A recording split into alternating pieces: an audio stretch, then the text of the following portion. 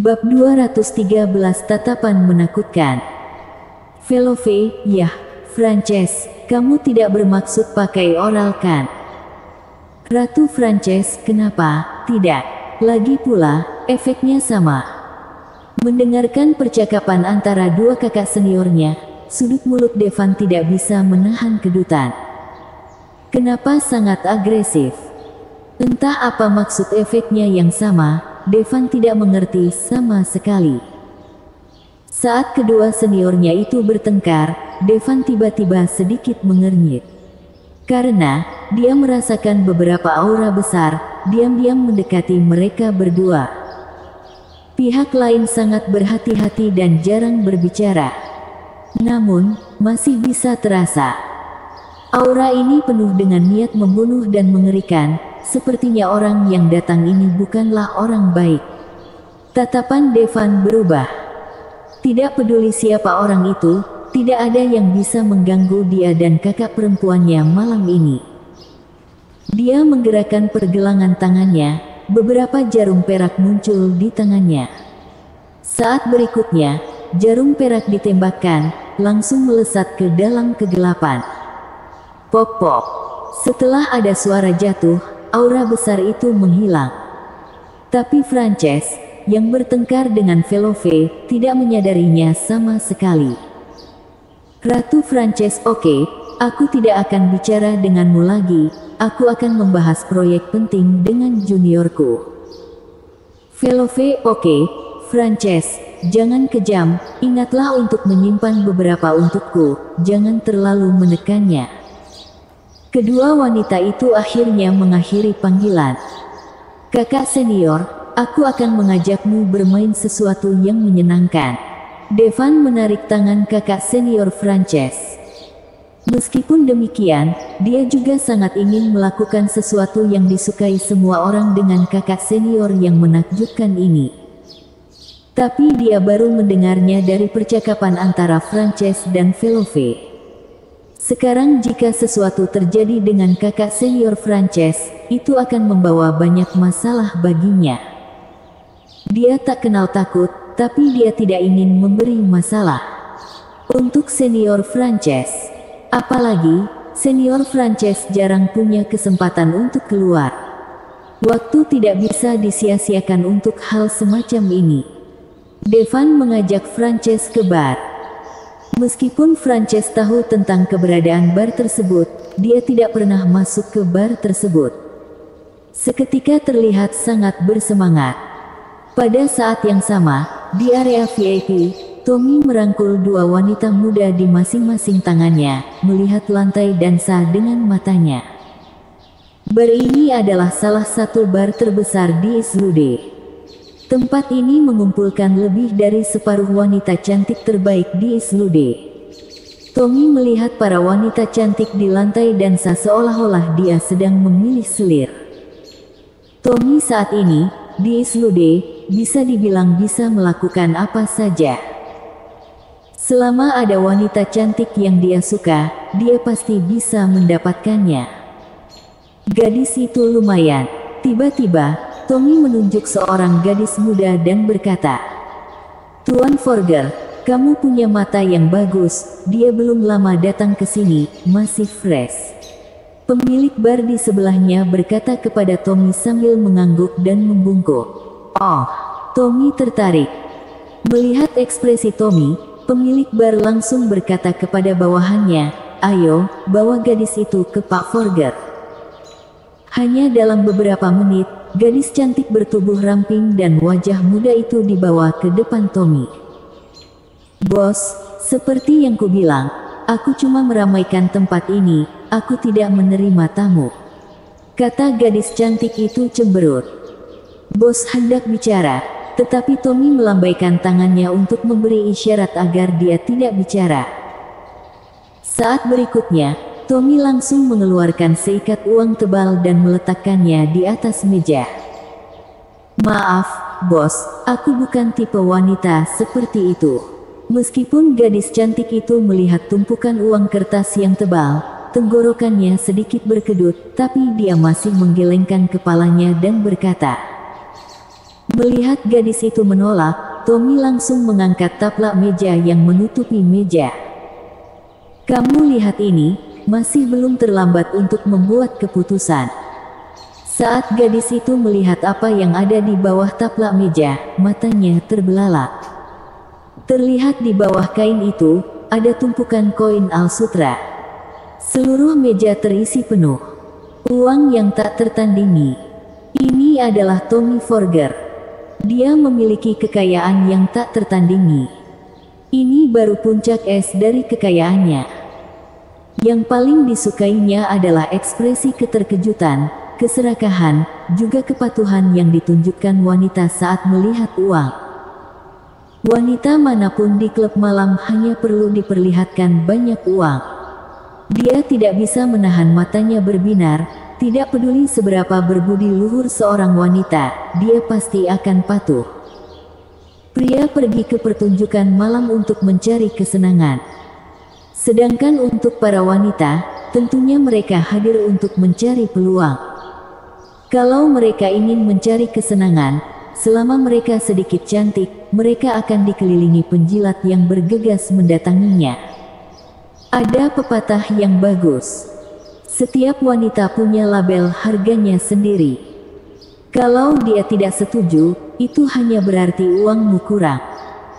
Koin Al-Sutra ini cukup untuk 99,99% wanita di sini. Apalagi di tempat seperti pasar malam yang jelas penuh dengan transaksi uang.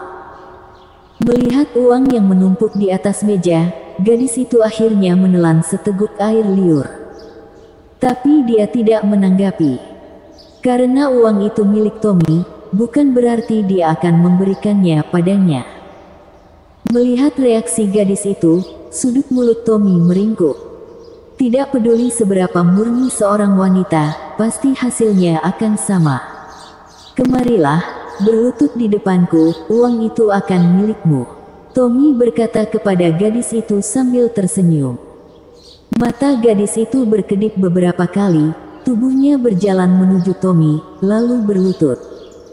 Kakak senior, ayo sini, kita menari bersama. Devan memegang tangan kakak senior Frances dan membawanya ke lantai dansa.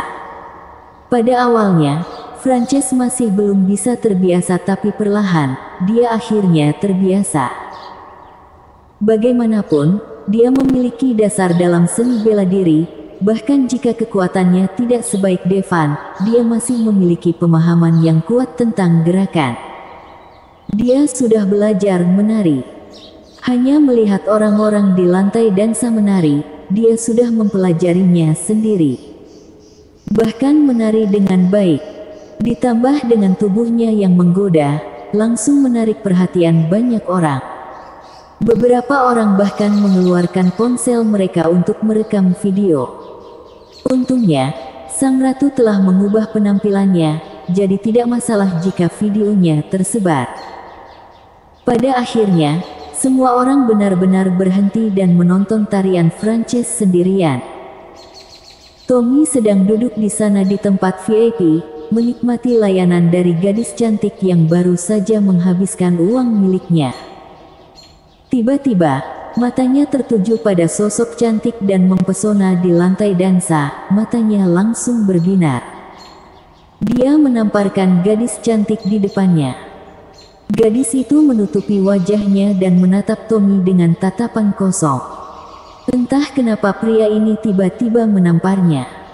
Apakah karena dia tidak ahli dalam melakukannya? Tapi itu bukan salahnya, bagaimanapun, dia baru belajar. Kamu bisa pergi, kata Tommy kepada gadis cantik itu. Saat melihat sosok di lantai dansa, Tommy sama sekali tidak tertarik pada wanita lain. Alasan utamanya adalah wanita ini tidak hanya cantik, matanya juga memiliki perasaan memandang rendah semua makhluk hidup. Siapapun yang melihatnya pasti akan menghindari tatapannya. Tatapan ini membuat Tommy merasakan sedikit tekanan. Bagaimana mungkin seorang wanita di bar bisa mengalahkannya? Bersambung.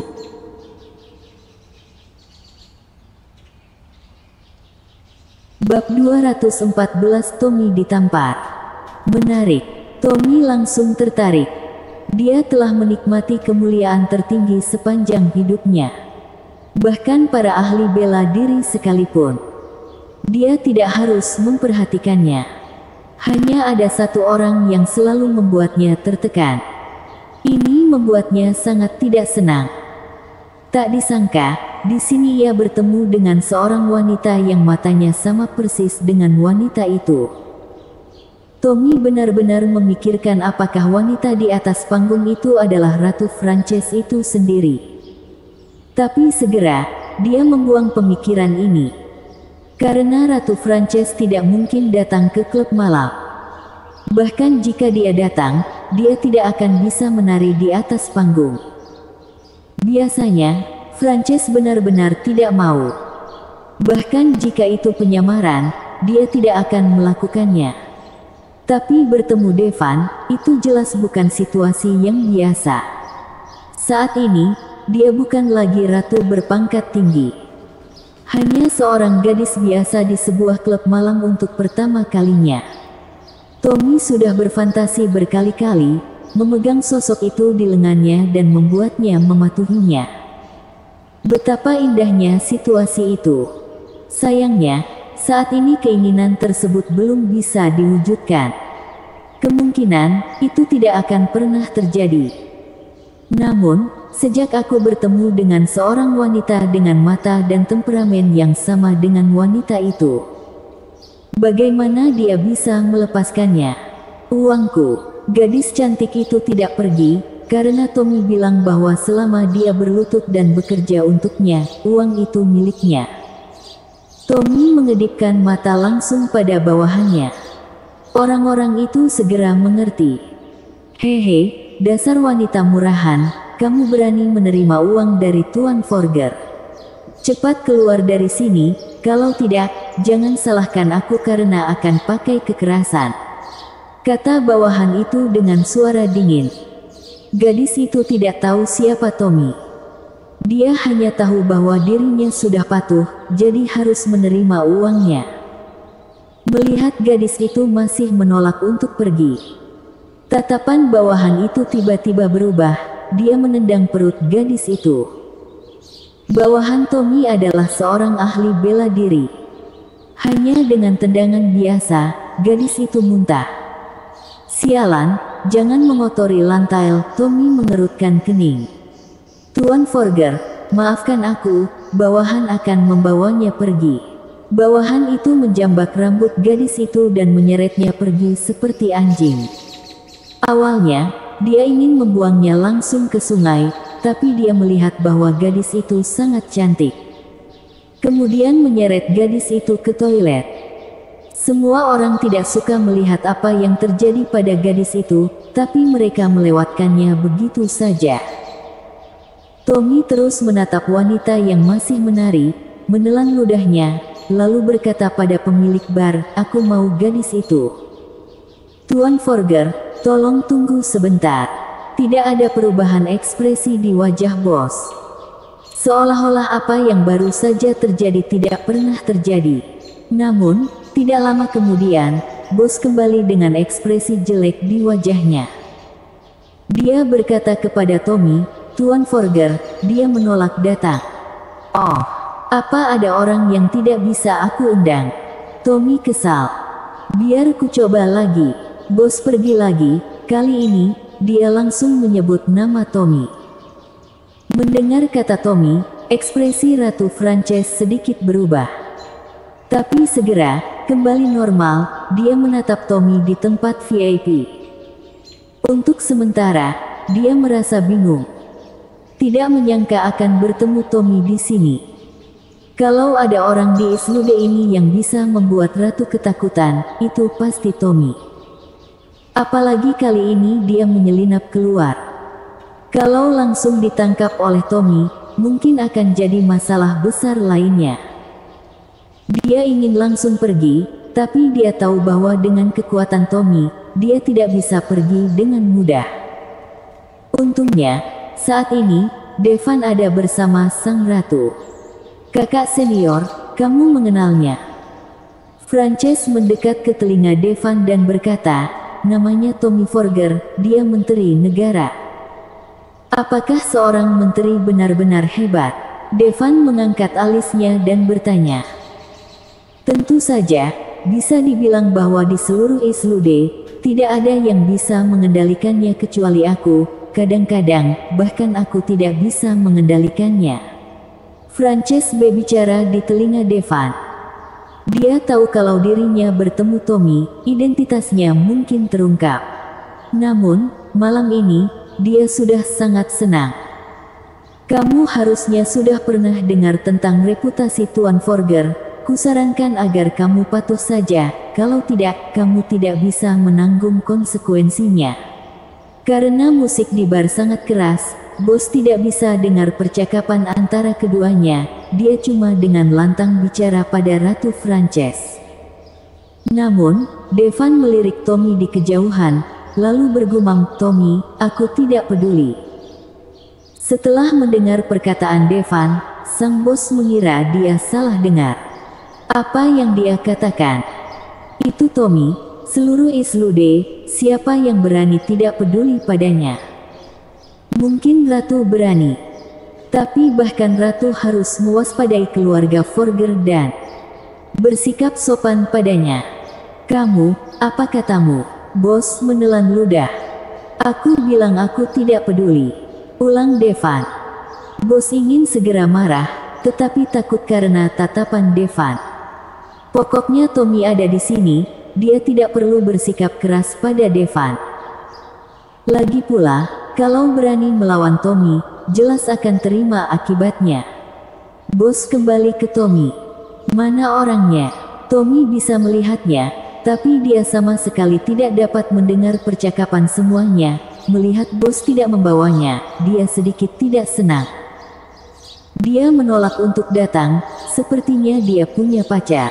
Bos menelan ludah. Mendengar bos mengatakan bahwa wanita itu punya pacar, Tommy merasa sangat kesal. Wanita hebat seperti itu punya pacar. Terus kenapa? Jangankan punya pacar, meski punya suami dan anak, selama dia mau seorang wanita, Tommy bisa mendapatkannya. Kamu tidak menyebutkan namaku, Tommy berkata dengan bangga. Ya, tapi, dia bilang. Bos tidak berani melanjutkan. Apa yang dia bilang? Dia bilang tidak peduli. Mendengar perkataan bosnya, Tommy tiba-tiba menjadi marah.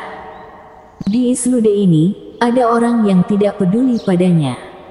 Dia segera membawa pengawalnya dan berjalan menuju lantai dansa. Segera, lantai dansa dikelilingi oleh lebih dari selusin orang. Yang lain di lantai dansa semuanya ketakutan dan pergi. Bahkan musik berhenti. Nak, apa kamu tadi yang bilang tidak peduli padaku? Tommy bertanya dengan tangan terkepal erat, matanya menyipit. Itu benar, kata Devan santai. Saat Tommy muncul, Devan jelas merasa bahwa senior Frances sedikit gugup.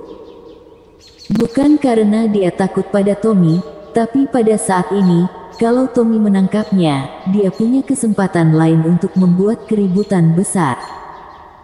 Tommy ini, yang cuma mengandalkan jasa keluarga Forger, sering membuat para tamu kewalahan dan bahkan ikut campur dalam pengambilan keputusannya. Tapi tidak mungkin, Tommy menguasai lebih dari setengah petinggi sipil dan militer. Bahkan Ratu Frances tidak bisa dengan mudah mengendalikannya. Apa kamu tahu kalau aku? Plak. Sebelum Tommy bisa menyelesaikan kata-katanya, wajahnya ditampar dengan keras. Pada saat berikutnya, dia terhempas keluar dan jatuh ke tanah dengan keras. Bersambung.